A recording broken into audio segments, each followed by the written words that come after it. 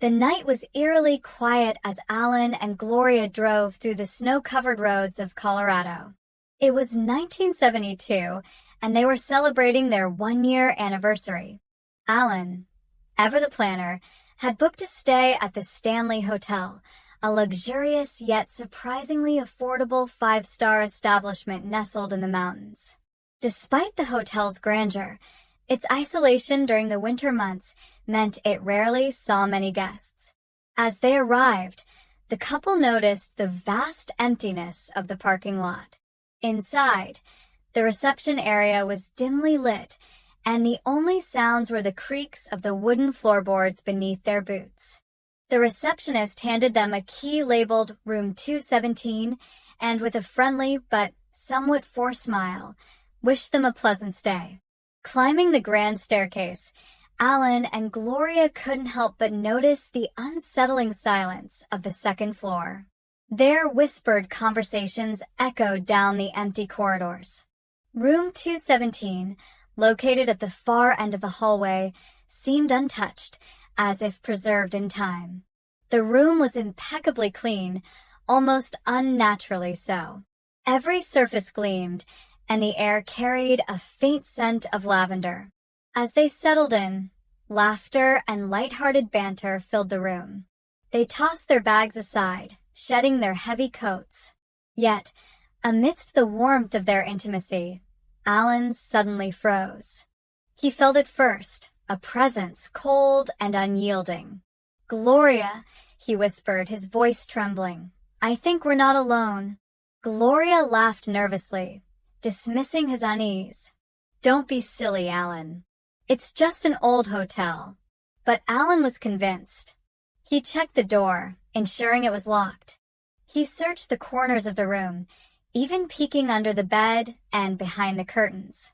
Nothing. Later that night, as they drifted into an uneasy sleep, Alan was jolted awake by a whisper. An old woman's voice murmured unintelligibly into his ear. His eyes shot open, scanning the dark room. There was no one there, only the faint sound of children's laughter echoing from the corridor. He checked the clock. It was 2 a.m. Determined to find the source of the noise, Alan stepped into the hallway. The once silent corridor now seemed alive with faint giggles and the patter of tiny feet. As he turned, he saw her, a little girl in a white dress standing at the end of the hallway. Her dark eyes bore into his, unblinking. "What are you doing here?" Alan called out, his voice trembling. The girl didn't answer. She simply stared before vanishing into the shadows. Panicked, Alan rushed back to the room, only to find Gloria screaming. An elderly woman was pinning her to the bed, her bony hands wrapped tightly around Gloria's neck. Alan lunged at the apparition, but before he could reach her, she turned to him, her hollow eyes burning with anger, and disappeared into thin air. Terrified, the couple packed their belongings and fled to the reception desk. The receptionist's expression turned grim as they recounted their ordeal. When Alan showed him the key to room 217, the man sighed deeply. "That room, it's complicated," he began hesitantly. The receptionist revealed the tragic history of Mrs. Wilson, a housekeeper who had worked at the Stanley Hotel in the early 1900s. She had been fiercely protective of room 217, treating it as her own sanctuary. In 1911, a gas explosion severely injured her, but she survived, only to pass away years later. Guests often reported seeing her spirit, especially unmarried couples, as she disapproved of their presence in her beloved room. Alan and Gloria left the Stanley Hotel that night, vowing never to return. But the memories haunted them. They delved deeper into the hotel's history, learning about other haunted rooms and paranormal incidents. Room 401, 407, and 428 were all said to harbor spirits.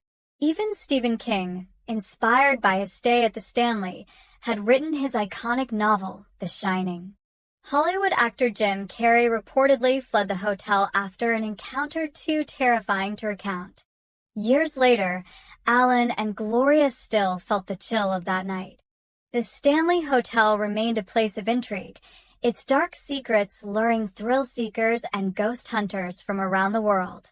But for the couple, it was a reminder of the thin veil between the living and the dead, and the shadows that lurk in the corners of forgotten places.